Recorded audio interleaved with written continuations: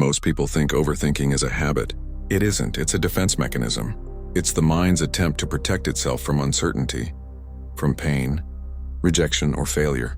When life feels out of control, the mind creates control inside itself, by spinning thoughts endlessly. You replay conversations, imagine worst-case scenarios, analyze every decision, not because you love thinking, but because you're terrified of what happens when you don't. Silence becomes threatening. Stillness feels unsafe. So the mind fills the space with noise, with theories, doubts, what-ifs, and stories. But here's the paradox. Overthinking doesn't protect you. It paralyzes you. It drains your energy before anything even happens. It makes you relive pain that hasn't occurred. It destroys your confidence by making every decision feel dangerous. Carl Jung said, "Until you make the unconscious conscious, it will direct your life and you will call it fate." Overthinking is your unconscious trying to feel safe.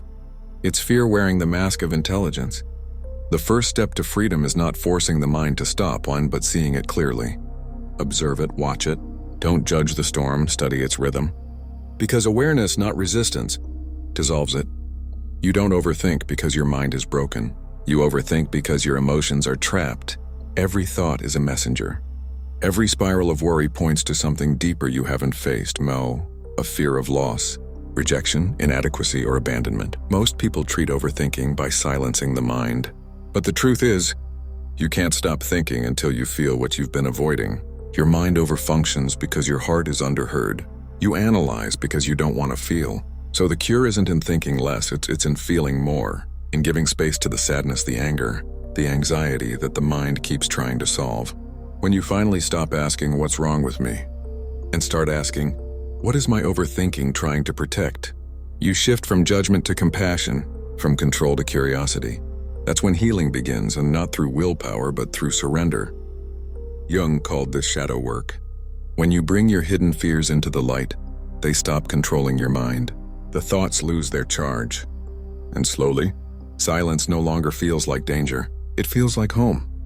Now that you understand what drives overthinking, the real question becomes, how do you quiet it?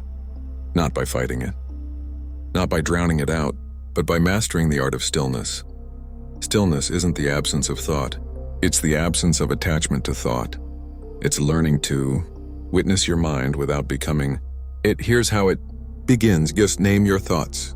When the storm rises, don't say "I'm anxious," say "Anxiety is here."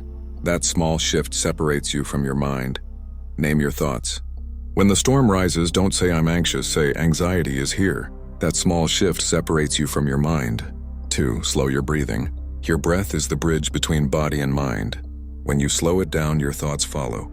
3. Ground in the senses. Notice the air on your skin, the sound of the room. This pulls you out of mental time travel and back into the now. 4. Accept uncertainty. Overthinking feeds on the illusion that you can think your way to safety. But the truth is, safety isn't in control, it's in adaptability. You don't need to know the future. You need to know that you'll handle it. When you stop needing certainty, your mind stops spinning, because it finally trusts you to face what comes. The goal is not a silent mind, it's a steady one. The final stage of ending overthinking isn't mental, it's spiritual. You are not the voice in your head. You are the one who hears it. When you realize that, a profound freedom begins. You stop chasing thoughts. You stop fearing silence. You stop needing to fix everything, because you finally understand that you were never broken. In stillness, clarity emerges naturally. Decisions become simple. Your energy returns. And for the first time in years, life starts to feel light again. Carl Jung called this individuation. The moment the true self emerges from the noise of the false self. It's not about being thoughtless. It's about being anchored. So the next time your mind begins to spiral, don't fight it. Breathe, observe, and remember, your thoughts are not your enemies. They are simply echoes of a mind that has forgotten it's safe. Let the noise fade. Let the silence teach. And let the real you, the one beneath all the noise, finally breathe again. There comes a moment, after years of fighting your own thoughts, when you no longer want control. You no longer crave silence or fear noise. You simply allow. That moment is the beginning of peace. Because peace doesn't mean the end of thoughts. It means the end of resistance to them. You begin to see that the mind was never the enemy. It was a child, terrified and alone, doing what it thought would keep you safe. Overthinking was its language of protection. And the moment you stop hating it, it begins to trust you again. That's when the healing deepens. The storms still come, but they pass faster now. The noise still rises, but it doesn't shake you. You've become the mountain, not the weather. You start to realize that most of what you once worried about never truly existed, only projections of fear, shadows of your own imagination. And the more you release them, the more energy returns to your life.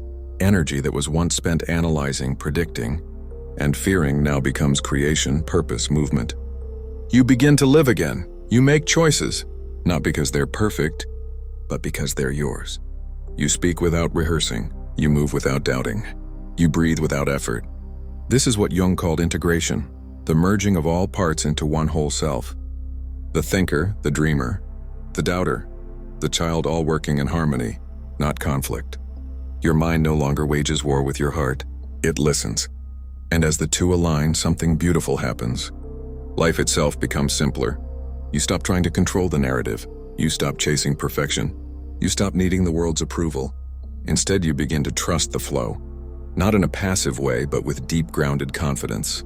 You understand that every moment will bring what it must. And that your peace is not conditional. It's internal. That's the secret the overthinker never sees. You were never supposed to silence the mind. You were supposed to understand it so completely that it could finally rest. In that rest, clarity blossoms. The people who once drained you no longer trigger you. The choices that once paralyzed you now unfold naturally. You move through the world with quiet, assurance, a calm presence that others feel before you speak, because nothing outside can shake the person who has made peace within. And that is what it means to stop overthinking. Not to erase the mind, but to elevate it. Not to conquer your thoughts, but to hold them in compassion until they dissolve on their own. It's not an end. It's a rebirth. The rebirth of the quiet mind, the return to your own soul. Comment: my peace no longer depends on control. Like if this spoke to your journey. Subscribe for more Jungian psychology, emotional mastery, and soul-level transformation.